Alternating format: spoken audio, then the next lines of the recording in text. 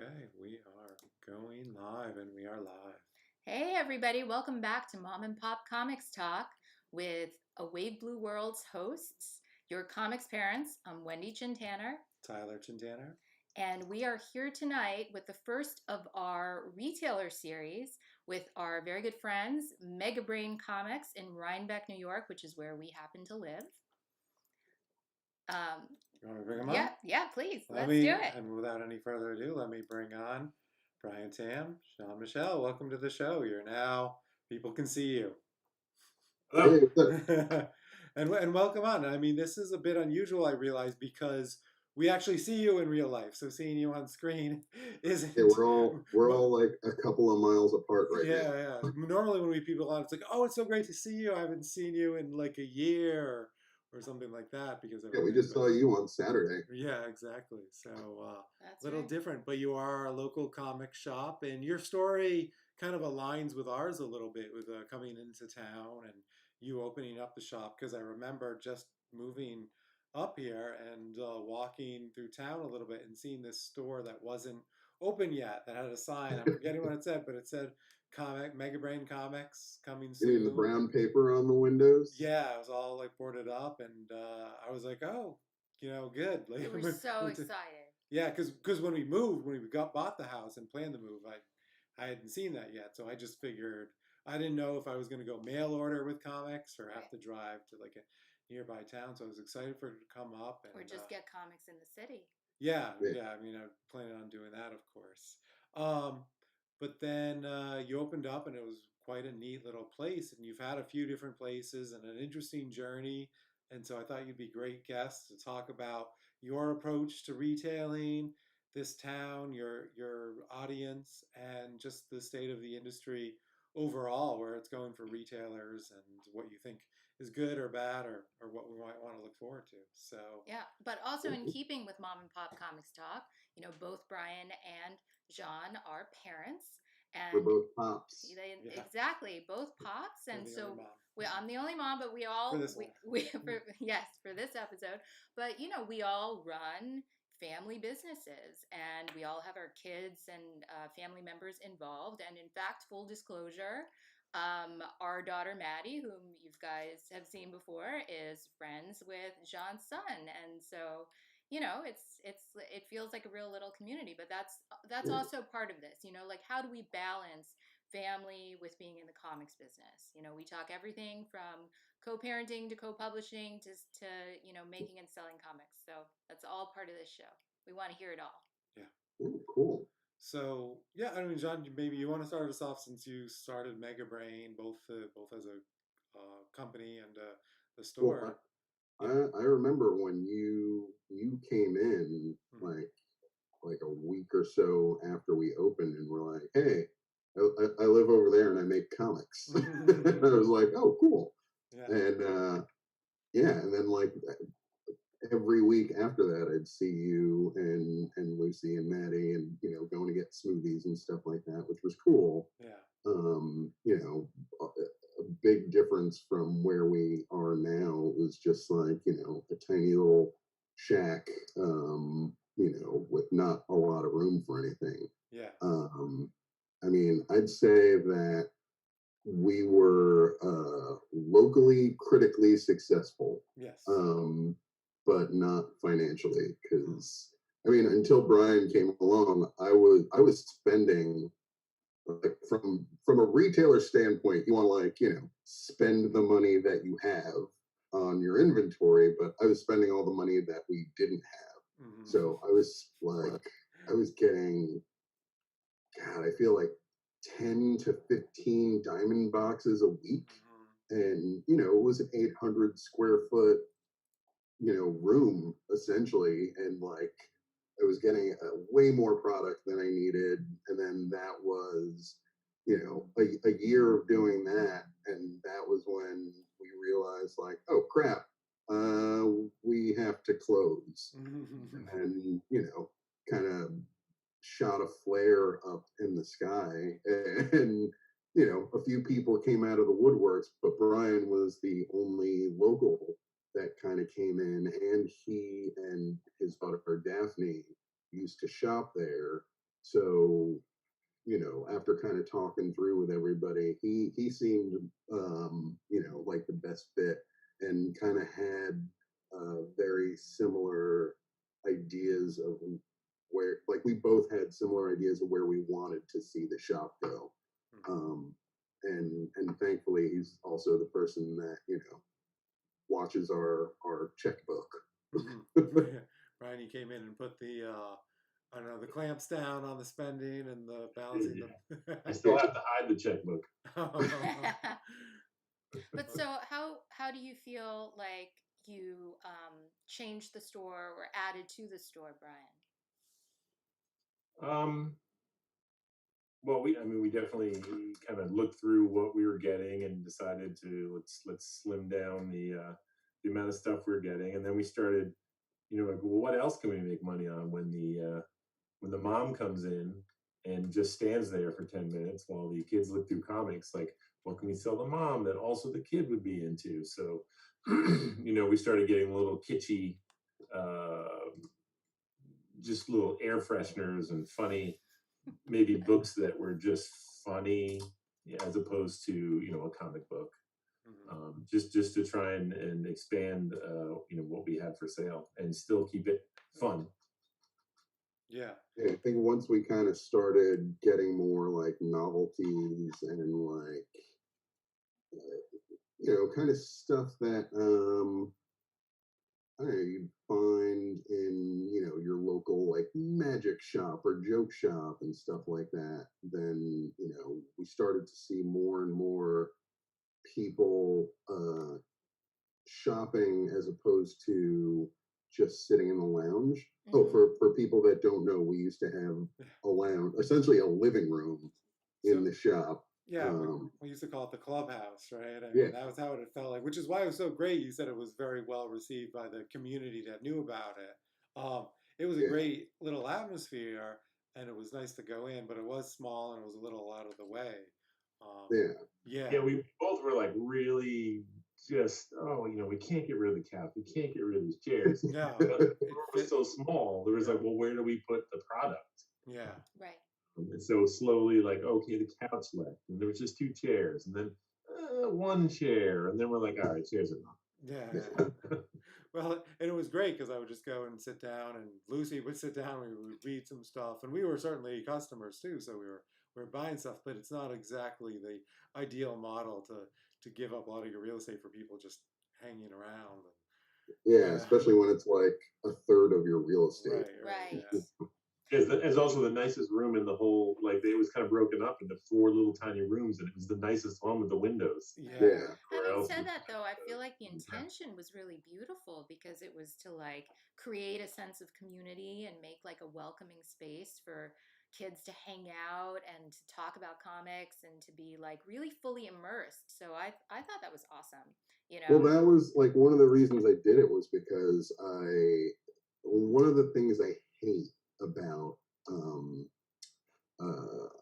it's not all comic shops, but there are a lot of comic shops where you walk in and I remember it as a kid and as an adult, you feel almost as if you're not allowed to touch any of the books.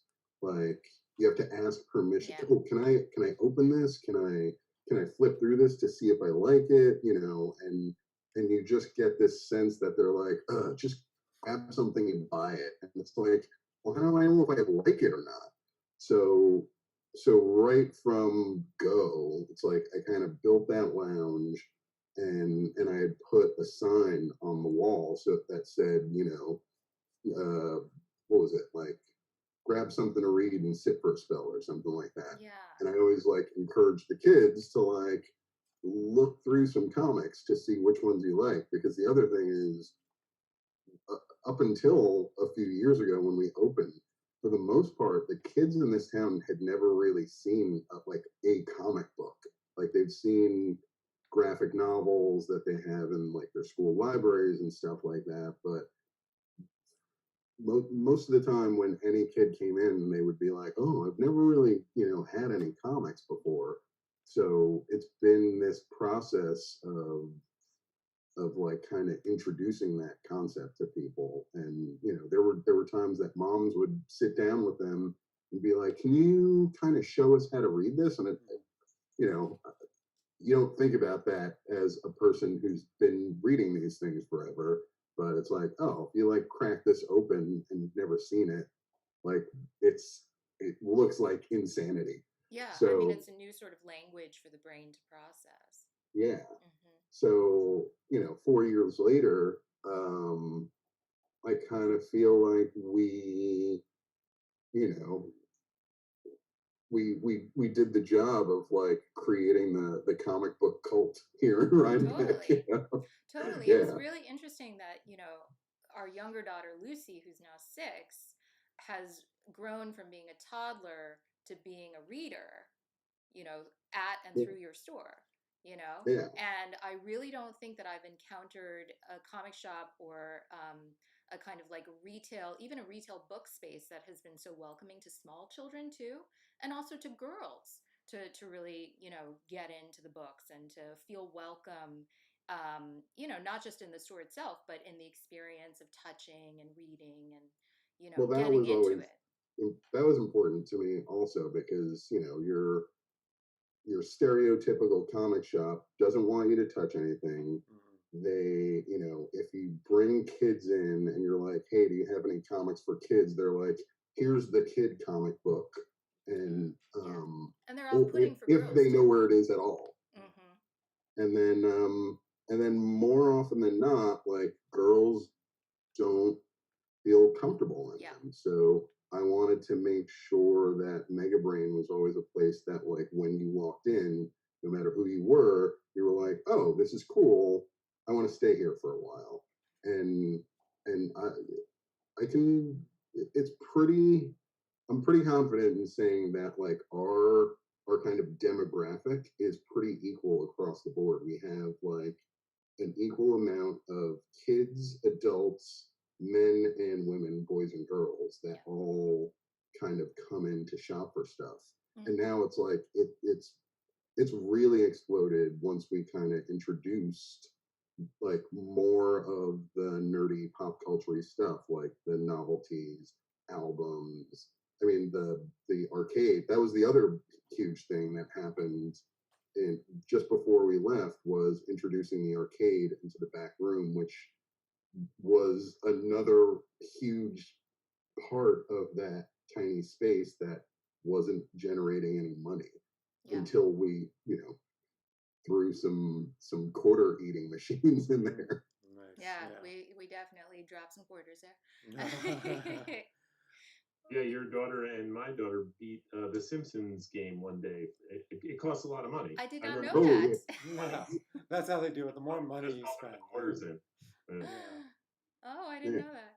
Yeah, and not for nothing too, but your store is also a really welcoming space for people of color, for LGBTQ plus folks, and that's not that common in terms of the comics world. So that's really important. Well, one of the things that I think it would be great if more shops did in general was sort of map their space, just like any other bookstore would. If you Mm-hmm. go into a bookstore, if you like mysteries, then you go to the mystery section. If you like nonfiction, you go to the nonfiction section.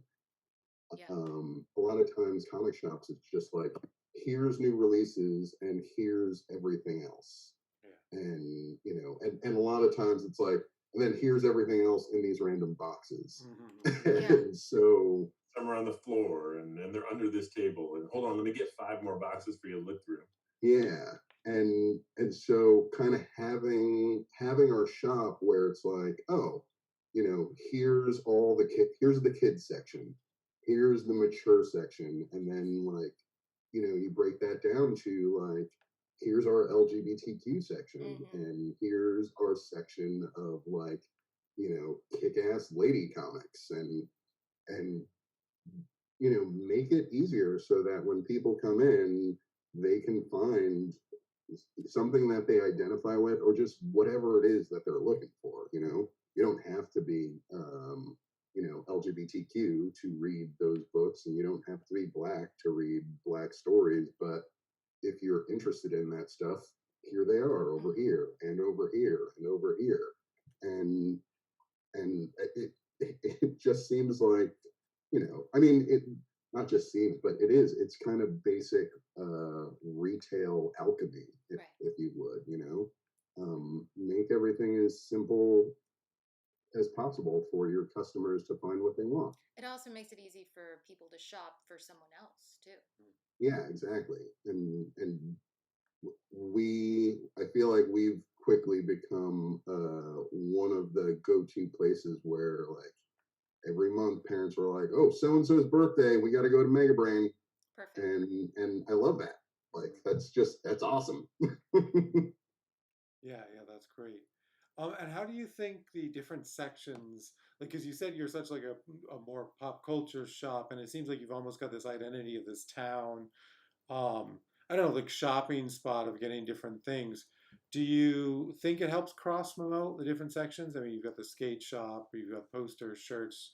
Do you think we're bringing in like new readers to comics even specifically from people kind of just slowly the attrition from getting a gag gift to a T-shirt to trying a comic? Yeah. I mean, Brian said it when we first kind of, it was like in that first month. I remember he texted me and he was like, dude, like, look at the sales today. And it's like everybody was getting a little piece of everything, That's so interesting. Yeah, to like track the sales and stuff too, and to like, sort of like see that over time and see what possibly like causes spikes in certain areas. Yeah, because even though you have the sections, I feel like when I go into the shop, it's all right there. There's nothing too hidden or anything. I mean, sure, the arcades and the skate stuff is in the back room, but I mean, that's clearly what that section is. But you don't get the sense that it's like, well, if you like comics, you just go to this, back section or anything like that. It's all kind of like easy to flow through all the different items. Yeah.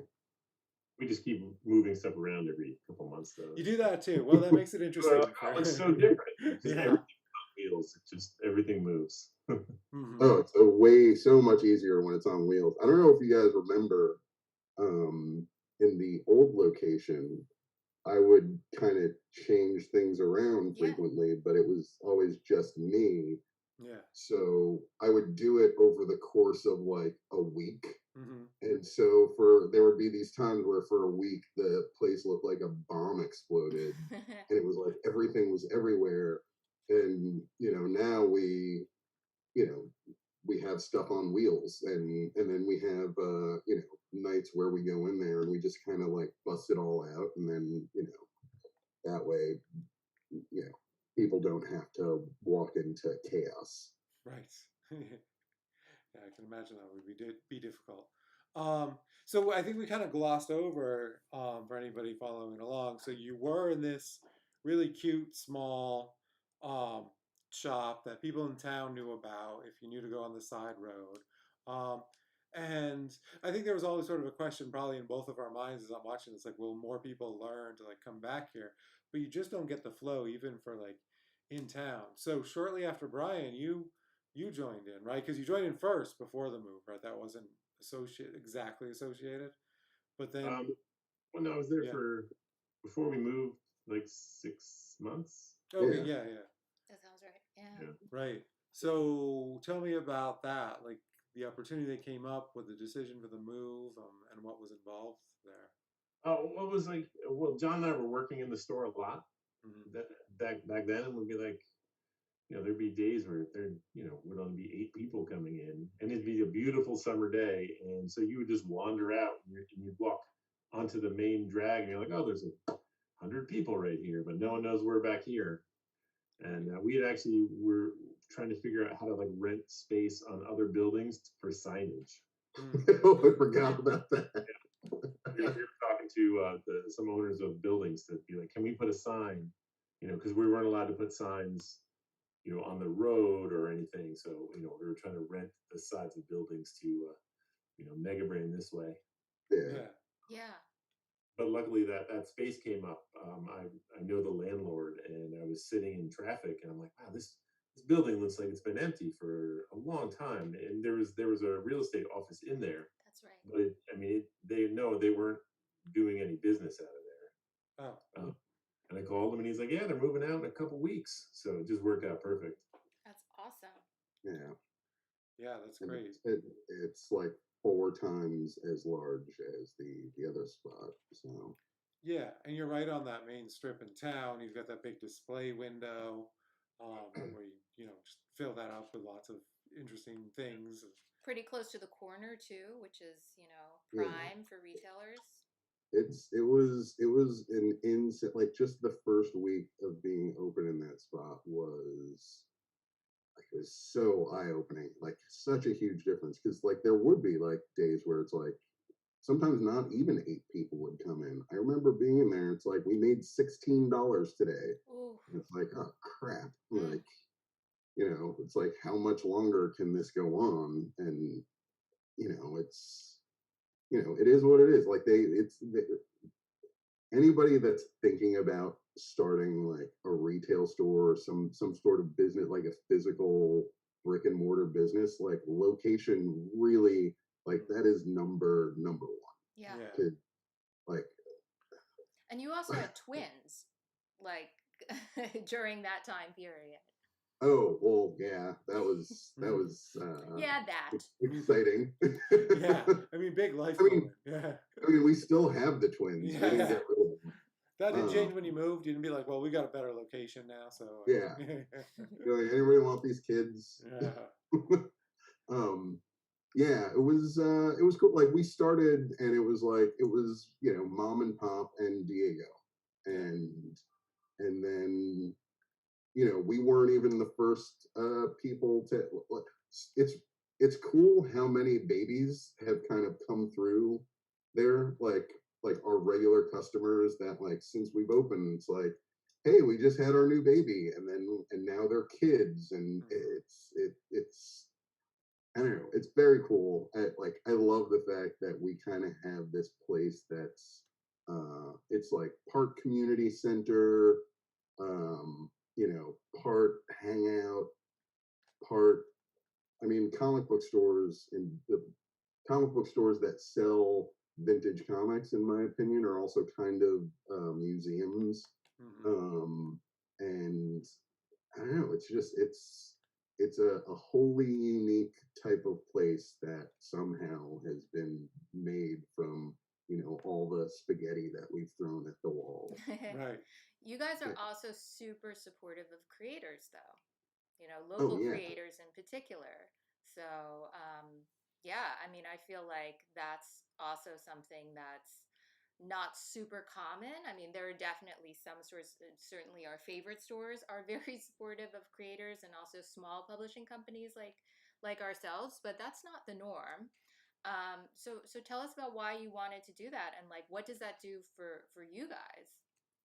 well, like I love the big three, I guess these days: Marvel, DC, and Image. I mean, Image is technically an indie Mhm. uh, comic publisher, but no matter what, throughout this whole history of comics, I feel like creators always get the short end of the stick, and Yeah. I feel like the only people that ever are in a position to kind of have their back when the publishers don't are the comic shops, Mhm. and not enough like do that, not enough give Yeah. them the shelf space, not enough kind of give them the amplification of these days of like social media and stuff like that. And and indie comics and comics outside of like Marvel and DC are, as much as I still love Spider-Man, way more interesting Mhm. because they're just writing what they want to write. They're not kind of beholden to the continuity or the IP or whatever. Yeah. And so there's a lot of really cool indie comics out there that not enough people are getting to connect with. I Hmm. Yeah. mean, your Orphan King, like I remember when you told me like I have this idea for like a a take on the King Arthur story. Yeah. I think we were talking about Camelot 3000 or something like that, Uh-huh. and then you would mention that, and I was like, oh my god, that sounds amazing! Like, please make it. And you were like, yeah, it's I'm kind of tooling around with it, and then when it finally like hit, I was like, holy crap, he did it. It's just like it happened, and like that's an aspect of comics that like it's always exciting and fun, and it's like, oh my god, look at this new thing, that like this new story that's out there. um i I would like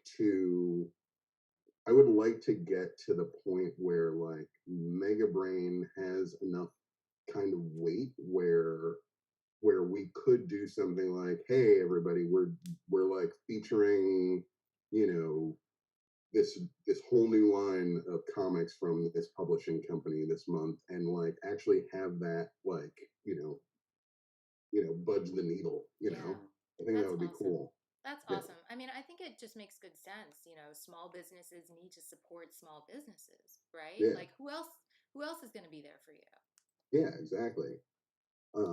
Like I was talking That people to, come in and buy your books, and I'm like, oh, that guy lives right down the road. And then they're like, oh, what? And then they buy more. Right. yeah, Like, oh, that's cool. We're in Rhinebeck. Let's buy this guy's books, which is pretty neat. yeah, And also, if you look through any of my comics, there's no Marvel or DC in there. yeah.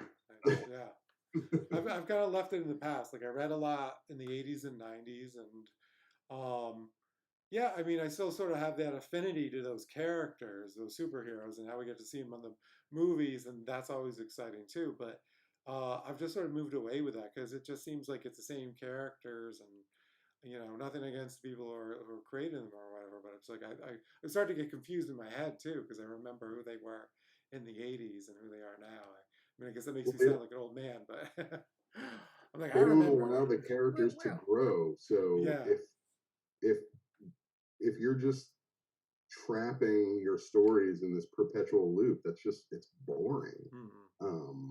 So yeah, reading stories that actually have um, consequences and meaning and stuff that like lasts is way more interesting.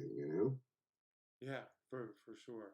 I know when we look at projects and things like that, we want to like find stories that these creators really wanted to tell. That's how it came about because they had something that they just needed. Nobody was like offering them a job. It wasn't something they were a fan of when they were a kid, but they're doing their version. They're just this is the story that needs to come out of me, and I think I have high hope for the comic publishing industry in general, thanks to, I mean, I hate saying it, but like thanks to this past year with the pandemic, and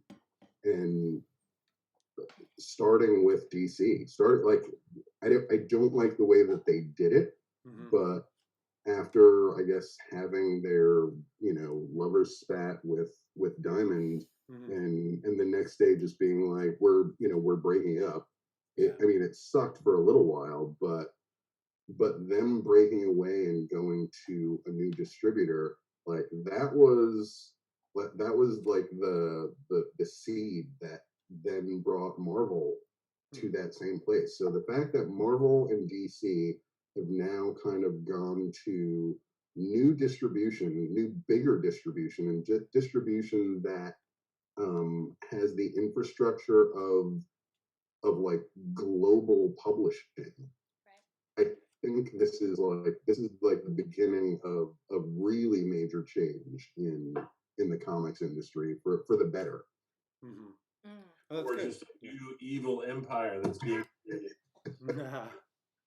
Yeah, I mean, nothing against Diamond. I mean, aside from their awful shipping, um, but like it's been what, like 35 some odd years or something, or 40 years of them just having the keys to the kingdom, and there was never any there was never any like striving to um I don't know, not just streamline, but striving to work with retailers in a way. It's like they were doing their work, like like comic shops were doing their work in spite of the way that Mm-hmm. Diamond operates. It's like there were a lot of simple things that they probably could have done to, kind of, I don't know, just make the whole make the whole flow of comics to retailers like so much better. But it just seems like they didn't want to do that. And I for a company that's been around so long, like I hope that they don't just kind of fold, but I hope that they learn to kind of evolve from this. Like there's a lot of stuff that like we were just talking the other day. It's like they've lost these two big accounts, but they have some elements of their company that nobody else has. They have like essentially their Rolodex for one thing. They have everybody's ear, every comic book retailer's ear if they want to. And Mm-hmm. then they have this great kind of pull box system that they've created that nobody had ever really done to the level that they did it. And my It's opinion, only been what, a year and a half, the pull box Yeah. system. yeah, Like yeah, it feels old now, but it Mhm. is, yeah, it's really new. Well, once they implemented it, it seems so like obvious that that's like that works. It's like, yeah, yeah. that's the Yeah, system we it's should so have. easy. It's It, great. it's something people have been asking for forever, and like they built this thing, and it's not perfect, Hmm. but if they if they had like a development team, like a web dev team come in, just take it, tweak a little bit, fuck around with it, and then make it its own kind of separate little entity.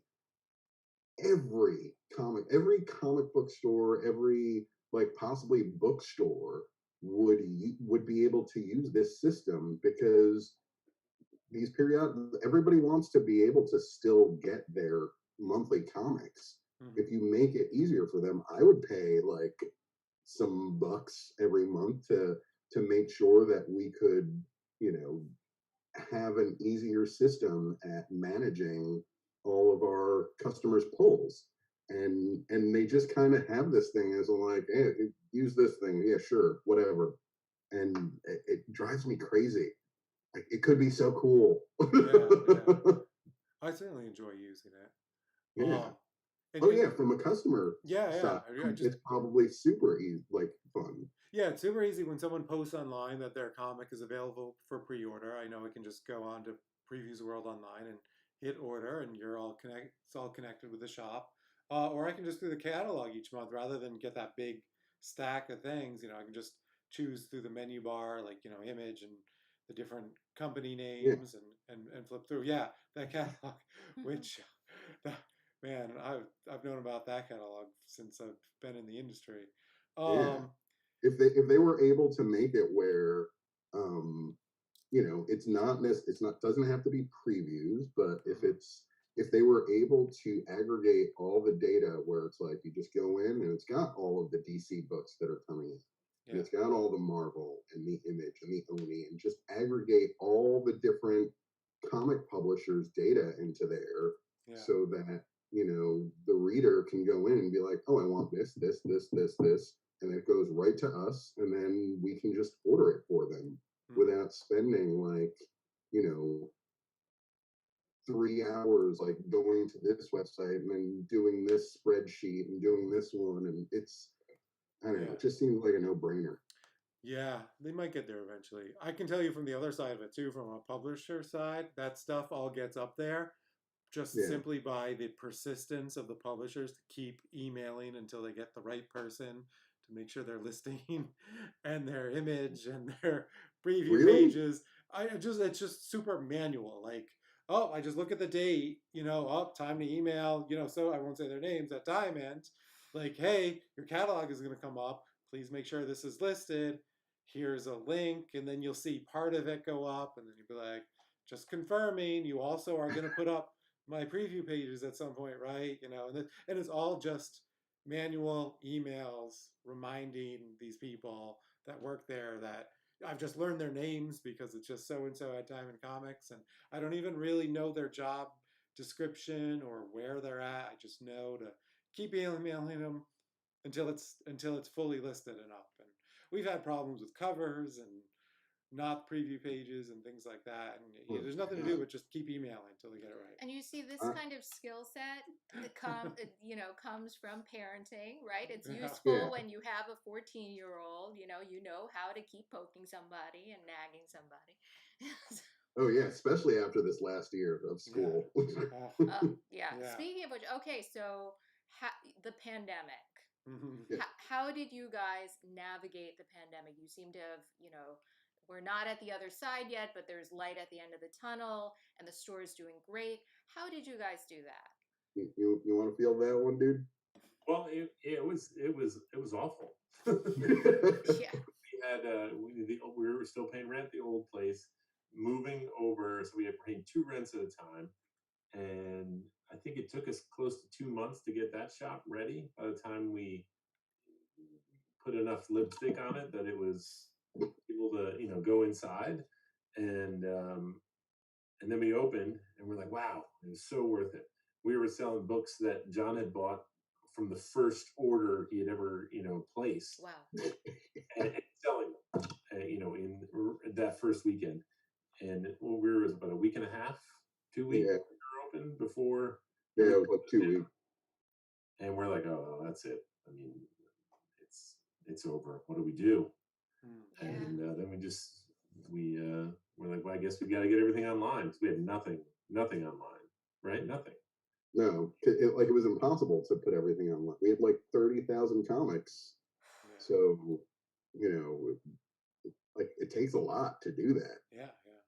So we had our two employees, Simon and Kelsey, and I would just drive over to their house with my mask on, and they'd meet me outside with the mask on, and I would hand them, eight short boxes, and they would start typing them in and spreadsheeting them, and then Wow. John would get them, and then he would do whatever magic he did to make them go on the website, and he built this awesome website, That's amazing. and it was definitely all thanks to the PPP. Yeah, if we weren't able to pay Simon and Kelsey to do that, we'd still be. We probably would have been like, we can't build a website. Yeah. Yeah. Amazing. So yeah, And so you did online sales, and you eventually were able to do like pickup or something. What were yeah. the transitions? Brian was doing delivery. Oh, right. Yeah. I was driving around, putting them in people's mailboxes and banging on the door, and then running away. Wow. Wow. Yeah, it was the pandemic was. I think I dropped some off at your house a couple times. Oh, yeah, for Yeah, sure. of Yeah. course. Oh, and we picked up some of your books too, Yep. right? Yeah. You That, did. that was Yeah, great. you did. I think it was when you started that website. You're like, we want to list some things, so Yeah. grab some books, and that was great. Well, that was kind of the other big thing was I don't think we wouldn't. So when we opened the shop, we were using a point of sale system that we found that was like it was kind of an all-in-one thing, and it was like, oh, this is great. It only cost us like $600 or something, and it was cool and it was very user friendly.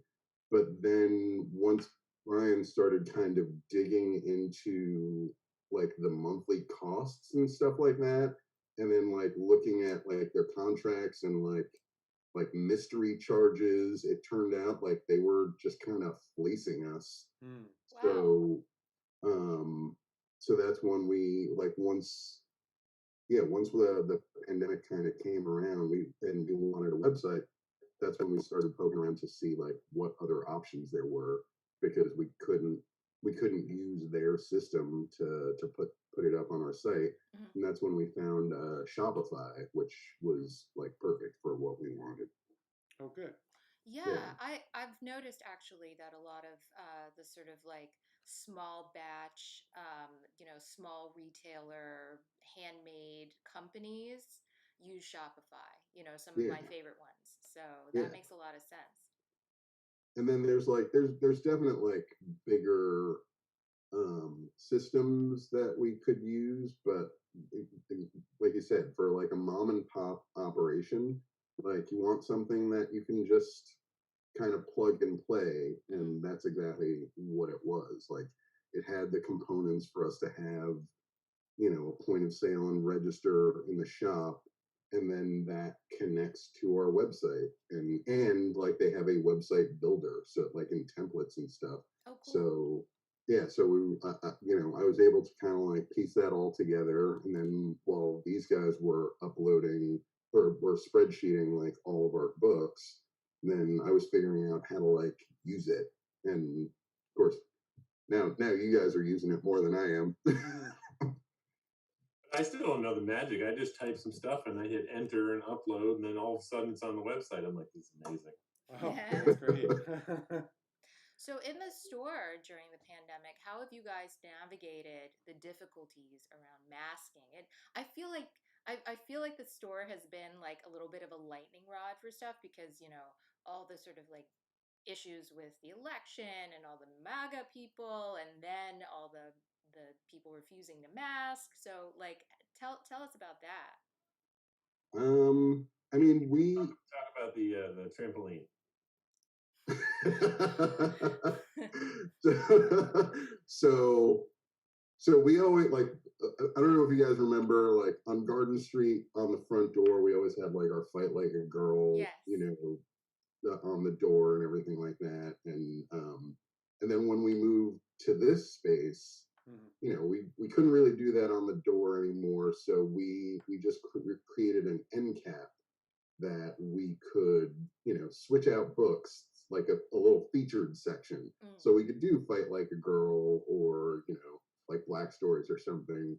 But like during the election period, we kind of put all of our, Trump books and things like that, like what was it? The Mad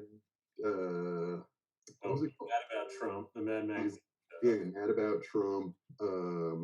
Like there's all these like parodies of him, and there was one day in particular that we noticed, like somebody walked into the shop, and what was it? It was like a mom and daughters, and and the daughters walk in and they're like, oh, this is kind of neat, and then the mother sees that and she's like, oh no, we're leaving.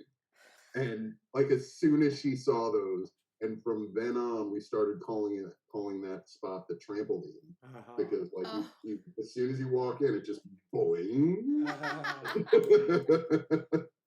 That's useful. Well, That's it useful. was really effective, and I like now at this point, it's like we've got pride flags everywhere. We've got our giant Black Lives Matter flag in the shop, and it's. I feel like we still get, an array of people with political beliefs that come in, but, they don't talk about it quite as Right. much. Or, That's yeah. fine. Yeah.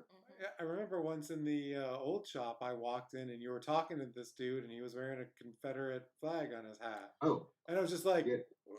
okay, am I in the Twilight Zone or something? And he's just, the two of you are just Oh chatting. well, I was telling him that I remember that day. That was oh god. Yeah, So you came home and that told me guy, about it. I remember too. So that particular day, we still had the tabletop gaming room in the back. So I had a bunch of like middle schoolers back there that were playing some games, and a couple of like our regular high schoolers. It was like a very diverse group of kids.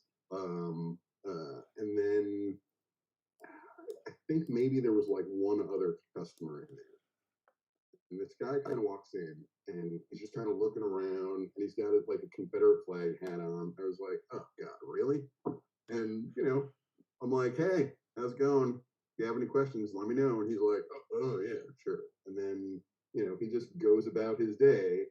And then finally I like just walked up to him and I was like, hey man, like, if you like that hat, that's cool. But if you're gonna come into my shop from now on, you gotta leave it in your car. And then that was like right when you came in. He was like, oh, it's not what you think it is. He's like, it's all about like there's all these statues that everybody's fighting about. And I was like, I don't care.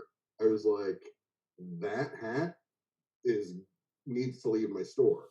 And he was like, and he like kind of understood. He milled about a little bit while I was talking to you, and then he like grabbed something off the shelf, bought it, and then left. And I thought, never gonna see that guy again. Yeah. And he came back quite a few times, never wearing that hat though. Ooh, Yeah. effective. Yeah. Well Yeah. done. I remember one time we were in there and we were making a little display, and it was very politically displayed. And this guy who's a regular was like, "Hey, you guys are really letting your colors show." And we're like, "Yeah, that's the point." Right. Yeah. Yeah. Yeah. Like, oh, well, oh, you know. Right on. Yeah. Right on. And you But guys have you guys had any issues with folks not wanting to wear masks during the pandemic, not following rules? Kelsey I and Nick. saved on my computer from our security cameras. Yeah. They so Kelsey and Nick are like troopers. Like every time anybody would come in that like if their mask was low, they'd be like, "You got to lift that up." If they didn't have one, it's like, "Hey, we've got extras in case you need them." And for the most part, people complied. And sometimes when they get to the arcade, it's like you look and then they pull it back down when nobody's looking, and then Nick will go and be like, "You got to put that back up." You don't want him to get pissed off. Yeah. And then what I forgot what was the deal with that one. There was a little kid that didn't have his mask just kept falling down. Nick was really polite. He's like, "Hey, buddy, just pull that back up." And it happened like twice, and then the people left, and then the woman came back, just charged up like she had been practicing in the parking lot of what she was going to scream at Nick about, Oh my and God. was just upset that he even talked to her son. And that's my son. You talk to me. Like, it was craziness. It was banana town. And then there was like, yeah, you people in Rhinebeck think that these masks are doing anything. We're like, oh, okay. Us and the science people, we'll take it. Yeah, it was it that was like the most heated it got. Like to the Okay. point where like Nick never comes to the office. He like came to the office and he was like, "You need to come out here and talk to this woman because Oh, that's right. I forgot you came out. Yeah. You made the little woman leave. I Yeah. forgot. Like I walked up there and I was like, "Is there a problem?" And she was like, "He spoke to my son about putting a mask on." I was like, "And?" And she was like, "How old?" She was like, "He's 4 years old." And I was like, "He's a person. Like, we're allowed to talk to people. You came into a public spot, And she kept trying to somehow like logic this into something where it's like, oh, I understand what you're saying, ma'am. But finally I was like, "You need to leave." I was like, "Get out now, please." And then like she just left and didn't come back. But oh my god, like Yeah. it was Like, yeah, and then they pull it up. Right. yeah. I So mean, we also go like, hey, there's a lot of kids here, so if you wear the mask, Yeah. and usually they're like, "No, I'm with these kids." So, but other than that, it's usually not really a problem. Yeah. Oh, that's good to hear. But clearly, it is not a joke because I heard through the toy store that a bunch of folks on the main street got sick, right? Like people in the toy store, also people in a couple of the restaurants, like Oh all in yeah. quick succession, right? So like clearly, Yeah, like it's a big pretty deal. early on, I remember there was like it was like I would get texts like, "Hey, did you hear like one of the waitresses in such and such restaurant got COVID or something Yeah. like that?" And and it was like kind of this slow burn of Rhinebeck realizing like, "Oh, we gotta like lock this down." Right. Yeah, Yeah, because we get a lot of tourism. We get a lot yeah, of weekenders, people, traveling in from the city, and, they're bringing the variants. especially at the beginning Right. because everybody in the boroughs was like freaking out because of everything happening down there. Yeah. so many of them were like, oh, we need to get out of this town, and that meant they came to us. That's right. And it's like, oh God, you guys suck. That's right. Absolutely. Yeah, Sure. it was very frustrating, especially because I think it was during that time where it was like, if you came in from the city, they were saying like, please quarantine yourself for like 14 days. That's But right. nobody was doing that. No. Yeah, it was really frustrating. Yeah, I mean, especially folks who have like a weekend house up here. They're like, oh, but it's my home, so Yep. I don't need to. You're like, stay in it for 14 days, and then we won't. Like, they're just here for the weekend. Yeah, Yeah, but that's the problem. They're coming up and back and forth. Yeah. So wow. But yeah, we survived the pandemic pretty well. Like I kind of keep telling people like,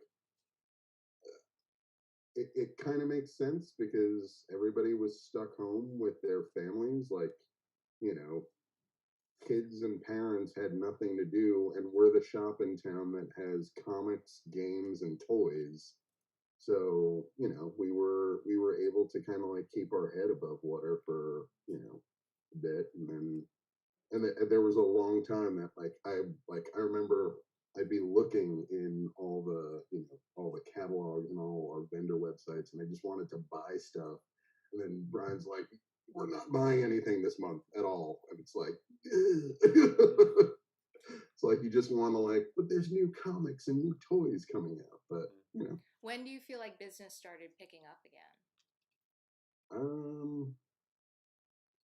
This, I mean, this summer has really things have been picking up. Yeah, I mean, after people It started was, the getting weekends vaccinated. were okay, but during the week it was very slow. Like we were only open 4 hours a day. oh yeah. Just to kind of keep it, so people could still come in and get some stuff.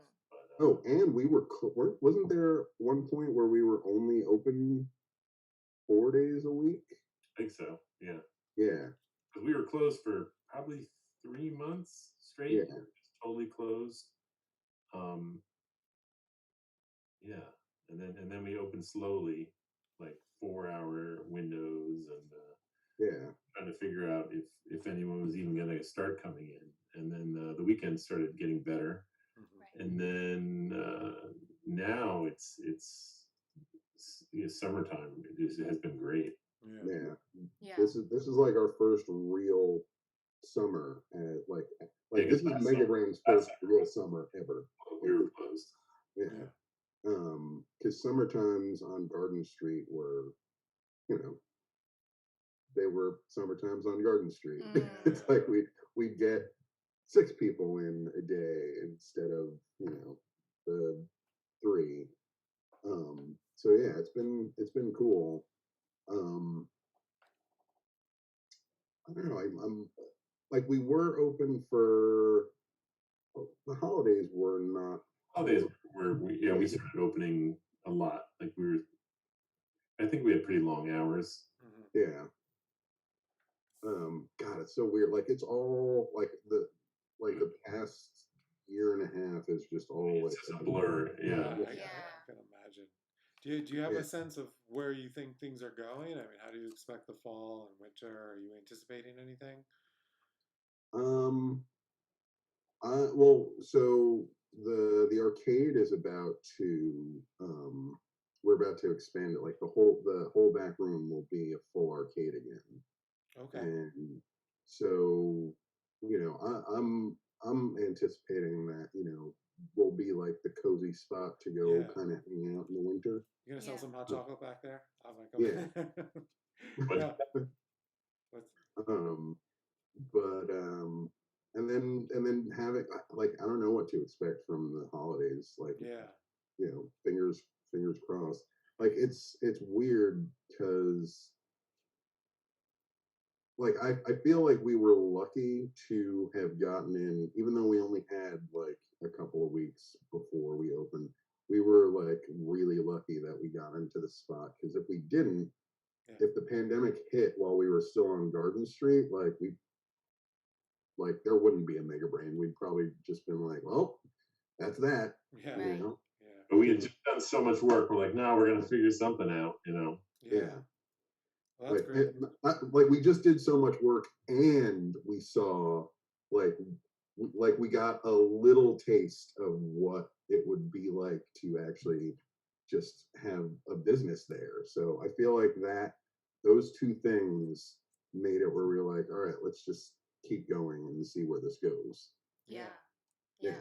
Yeah. Yeah. Such a good. And which, I mean, like it sucks because there's a lot of comic shops that like have not like I feel like we're pretty lucky in how we've just been doing, like, because I know that there are a lot of other shops that, you know, people that I'm friends with that have, like, you know, struggled and are still struggling, and shops that like aren't around anymore, which sucks. And Mhm. you know, it wasn't you know, it's tough. Like the comic book business in itself is tough. Yeah. And Yeah. so like COVID, you know, was just like a swift kick in the balls for, you know, everybody. Yeah. Mhm. Yeah. That's exactly what it Yeah. felt like. Yeah. Yeah. What kind of ways do you feel like retailers and small publishers can support each other better from your perspective? Um, well, I feel like there's been a lot of organizations like what is it? Bink, which is the uh what does it stand for? The book industry. I forget what it stands for. Yeah, I don't know There's that one. a there's sort of a booksellers organization. Nicole would smack me in the head if she realized I couldn't remember the name of this organization. But you know, like there's the ABA Yeah. and NEBA and NECBA and all that, and Bink is another one of these organizations. And early on in the pandemic, they specifically created this like grant for comic book shops, Oh, and wow. that was something else that helped us out Hmm. because we were like, hey, we're a comic book shop. We signed up for it, like filled out the application, and they had raised some crazy amount of money by reaching out to a lot of comic artists, and they, you know, they were doing like all this like selling of original comic book art and stuff like that to raise money. And so that was like we got our PPP, but that was also like a little injection of like here's another little bit of cushion for you, Mhm. which was good. And and our business loan, um, through the Small Business Association, like they helped a lot of people out. Like they paid our loan for like months and months. Like Yeah, they just ran out of money. Um, but they've been paying our loan for 5 months, and they yeah, had in last year for 6 months, I think. yeah. I just spoke with the guy, and he's like, "It looks like we're going to be able to keep doing that in the future." What? Yeah, Really? it's gonna. Yeah, I just talked to the guy a couple hours ago. Oh, geez. Yeah, that's so. There's like all these different organizations that like they understand what small businesses are going through, and they're doing what they can to like help, which is awesome because you know that's you know not, our belt would have been much tighter, but like it allowed us to do a lot by not having like that monthly burden, you know. And Mhm. then the boardroom, like we teamed up with them because you know it was like, hey, help us pay our rent and share our space with us. So you know we've been doing that for how long? Year and a half. Yeah, year and a half. Oh, okay, so that's a So completely different entity. The board, the skate yeah, the shop. skate shop, Yeah. they're their own Oh, business. I Oh, okay. see. I didn't even realize that. Yeah. Yeah. I mean, So yeah. we've been like kind of subletting that space to them in the back, and you know, really it like introduced them to Rhinebeck. Like everybody in Rhinebeck, I feel like once they came in, I started seeing everybody with a skateboard. There's a Mhm. crazy Mhm. amount of kids that are skating now, and And Yeah, are the they were in Red Hook for 5 years before, at least 5 years before. Um, and yeah, a lot of people didn't know. A lot of people from Rhinebeck didn't go to Red Hook, which is weird to me. Thinking that growing up here, is like Rhinebeck and Red Hook were basically the same town. You yeah. just drove 15 minutes, 10 minutes. Yeah, it's like 3 miles. Yeah. Yeah, that's weird. So Do you feel like people who come in for the skate shop also buy comics? I feel like people that buy comics end up Buying getting skates. skateboards. Oh. Yeah. I Feels feel good for like them, usually if somebody's coming in for the skate shop, like you can, I mean, half the time you see that they got a board under their arm or something, and they just go right for it. But yeah, I have noticed a lot of people like shopping around, like in our shop, and they're like, "Oh, you guys have a skate shop?" And then they go in there, and then it's all of a sudden they become skaters. yeah, They're like, yeah, oh, that's cool. That works out for them.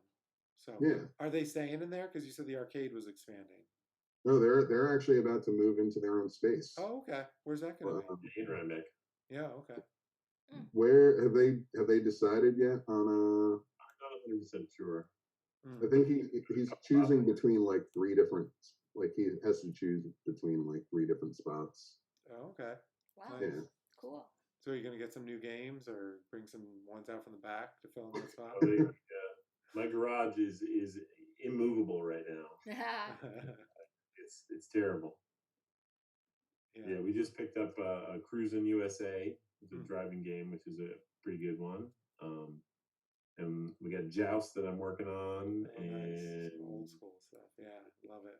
asteroids and more pinball machines, and there's just a Donkey Kong Jr. got that one. Whole bunch of cool stuff coming in. And we're gonna start doing birthday parties. Oh, you are? Yeah. You're gonna start doing that again? Oh, Yeah. nice. Wow. I was born in the winter, so like winter birthdays suck. Yeah. And like having a place for a kid to have a cool winter birthday, like I think we're gonna see a lot of young Rhinebeck kids asking their parents for that. Oh yeah. I mean, Maddie was born on Valentine's Day, so Oh. yeah. And she's into all that. Yeah, well, interesting after a successful summer to see how this winter goes. Yeah. Yeah. Nice. All right, I'm already planning on playing some arcades. I'm gonna bring my thermos of hot chocolate. So you have to make it. Play. You sell Miss Pac-Man? That's my favorite. Oh. Yeah, there's Miss Pac-Man still in there. All right, good. Is that your favorite? I love that game. I didn't know that. Yeah. That's great. So, no, I totally do. So actually, I want to ask you guys a question. Okay. Yeah. So as creators and publishers, like what, from your end, what would you like, I guess, from us that like maybe you haven't like gotten or been able to get or would like to, you know what I mean? Like what would help indie publishers more? I think he probably wants the whole window, the front window. Well, I can say one thing I really go after is I love just sort of having their ear each month, because I like to let retailers know about the books that are orderable, right? Because it's the preview catalog. So, I mean, I just feel like that's my job. Like, I know it's in the catalog, but can I tell you anything about it? Can I send you some images? As I said, I already make them available on previews online. So, I love stores that will open up our newsletter and read them, and just get look over our offerings, so that they I know it's a tough decision what to order every month. I mean, you touched on that, but just even considering an indie title, and it's like, if you need more information, I'm happy to send it to you, that kind of thing. But just considering our books each month, and then when they come in, I mean, your customers. If there's a book you think they might like, you just have it in your mind as a recommendation. Like, someone asks for a book of a certain kind, and it's like, oh, pull that out, because I mean, hand selling is sort of the best way, because you only have so much shelf space, and it's good to rotate that and everything. But having the person working the store know the content and to recommend. That's the one thing that I'm also super happy with is like our staff. Yes. like Nick, Kelsey, and now Justin, they're all like awesome at actually Yes, they at are. the like just at hand sewing and like yeah, and kind of getting a gauge for who's in front of them, and it's like, oh well, you might like this, yeah, and like they're all great at that. So They can sell you a comic book that you don't want. yeah. Mhm. No, yeah, he's Nick literally did that. yeah, We see him do it. Like, oh, my husband does not like DC. And Nick's like, nope, he does like DC. Trust me, buy these 4 books. You're never going to regret it. It's incredible. It's Yeah. incredible watching him yep. sell stuff. He's definitely given me some hard sells on some things in there. I'm like, I work in comics. I know this stuff. I know what I know the people that made that. I hate that. yeah, exactly. Yeah. So, but no, it's great. No, for sure. Yeah. I think that you already do a lot of, things that are amazing, like on your social media when you did like a spotlight on me actually as like a woman of color publisher. That was really amazing and, um personally gratifying, but also I think that that's like, really, really doing the work, really, really walking the walk of, promoting diversity in the industry, which is still really lacking. I love your idea too of like spotlighting the range of books from small publishers. I love your idea of like really spotlighting local creators and publishers. That's really awesome too. And I think just the fact that, you do that sort of mapping in your store that also coincides with different holidays or different like months like Asian American month or Pride month or Black History month, that is also really awesome for small publishers because you're able to promote backlist items again. Yeah. That's really great for us to like go into the store and see like one of our titles from last year or from the year before that's being put up front again. So Yeah. all that is really great for small Oh, publishers. It's thanks. beautiful. Mhm. That's Yeah. I'm like it's kind of cool that like I didn't expect our I mean it's like we don't have like a million followers or anything like that, but um I never expected that like between our just between our Facebook and Instagram alone, for a small little shop, we've got like 4,000 ish to 5,000 people that follow us, Yeah. and then realizing that there's not a super amount of overlap, so it's like you've got 2,000 or 3,000 here and 2,000 over here, so I'm all about like kind of using whatever platform we have to uh, just kind of make people aware of all this stuff, and Yeah. just share the stuff. I mean, share the stuff that we like, but also share the stuff like the amazing stuff that so many different people that they may not know about are making. Yeah, I mean, we Yeah, love being able to promote stores and retailers that we love too. Like, we love being able to like post photographs of our book in particular stores and stuff like yeah, I that, love it and when that you just guys gives do a that. boost. That's Yeah, awesome. yeah. I mean, it lets people know where to get it, and it also just like it creates a sense of community. Yeah. Yeah, I like to do shout outs for other books too. I Yeah, pick up my other titles. Like, look, Megabrain has your book, especially for indie creators. They just love to see, where they're at and absolutely. stuff. So I've Yeah. been trying to do more of that. Like when I post, because I realized, early on I would post a lot of books, but I wouldn't always tag the creators. Like I'd put their names in it, mhm. but I wouldn't necessarily be following them. And I'm like, oh, I really gotta like let them know that like we're out there and we have their stuff, and we like it, and we're you know promoting it to people. So I've been trying to be more a lot more proactive with Yeah. that. And we And love like unboxing pictures and even unboxing videos from around the country. And like we love being able to like repost and reshare those. yeah, Yeah. and then hopefully, I mean, I was hoping to get like a summer full of like signings and stuff like that. Yeah. And my friend Eric came in and like, he did his signing for, his two Dark Horse books. But I just like overall, like every time I talk to most creators, they're like, some of them or are just, they're like, oh, I'm gonna do a couple of conventions, but like they're just not fully back into it yet. Yeah. And so that's kind of made me a little bit apprehensive about just kind of filling our calendar. I think overall, maybe we just wait until kind of next year to, Yeah. you know, Yeah, for yeah, sure. I was hoping things would be a little bit better for Orphan King, coming out the end of August. I was like, oh, not till the end of the summer, and now it's just yeah, looking like air. I mean, it's tough for those of us who have kids under the age of 12 because, they're not yeah. eligible until what, like midwinter now, they're saying? Is that what it is? That's the latest I read, unfortunately. Mhm.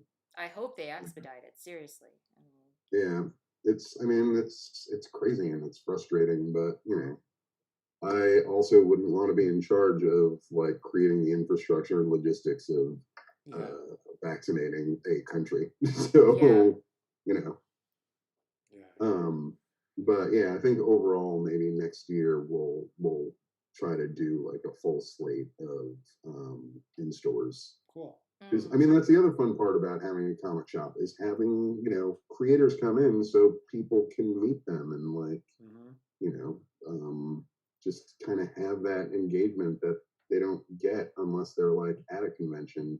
But even then, at conventions, it's so much more.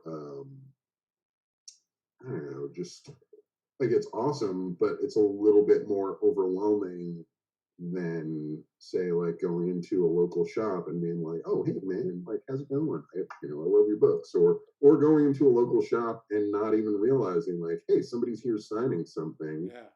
and then like grabbing their books and like getting them to sign it and going home and like, oh, Mhm. I'm now a fan of this person. Right. Yeah. Yeah, I mean, before pandemic, I was starting to realize that like doing retailer signings was so much more effective than doing conventions in some ways. I Yeah, mean, wasn't as big. Depends on how much traveling and things you have to do all around, but yeah, you really get to be like the one person. Yeah, maybe less people come in than in a convention, obviously, but you're the yeah, one sort of person there for that day. And but then everything sort of shut down together. So, but yeah, yeah, that would be great to hopefully. We can only hope the world and the pandemic and everything yeah, Yeah. improves at some point. But shout out to small businesses once again, though, because, up here in Dutchess County, we were having a hard time, weren't we? Like sourcing vaccines and things like that. But shout out to Village Apothecary and Dr. Neal in particular for doing that vaccine clinic. oh That's yeah, how we got our kids vaccinated in May. So, that was yeah, amazing that he engineered that. Hmm. That's like yeah. small business once again. I had to spend like some hours on the internet for mine, and I had to drive all the way to Westchester to get mine. It was like the whole rigmarole. So that was actually really cool. Yeah, super cool. And that's literally like one guy doing Oh all really? that. Yeah, Dr. Neal, who's like the pharmacist at Village Apothecary. Like he engineered that Oh, whole thing just all by himself. Well, I mean, I'm oh, I sure didn't with like realize that. help, but Like he figured it I saw out. I saw his name like signing up for it and everything like that, but I just like it didn't occur to me that it was like one. I mean, even though it says Dr. Neal, I was like, oh, it's a nice little you know medical firm or something like that. No, he's just this like nice guy and he was there like both times that we were there. Oh, nice, Yeah. Yeah, yeah, so that was great. cool. Awesome. Well, I mean, this has been a great talk. Yeah. 115. I think that's our longest episode Yeah, ever. goodness. So Oh, Just hanging out.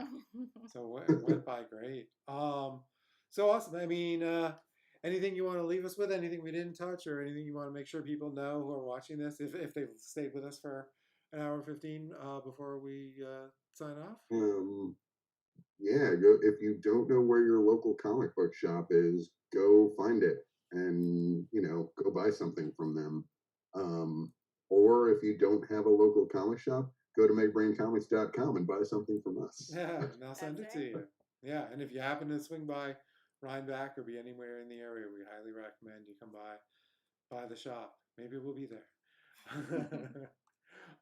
Because it is great. We're so lucky to have it in town.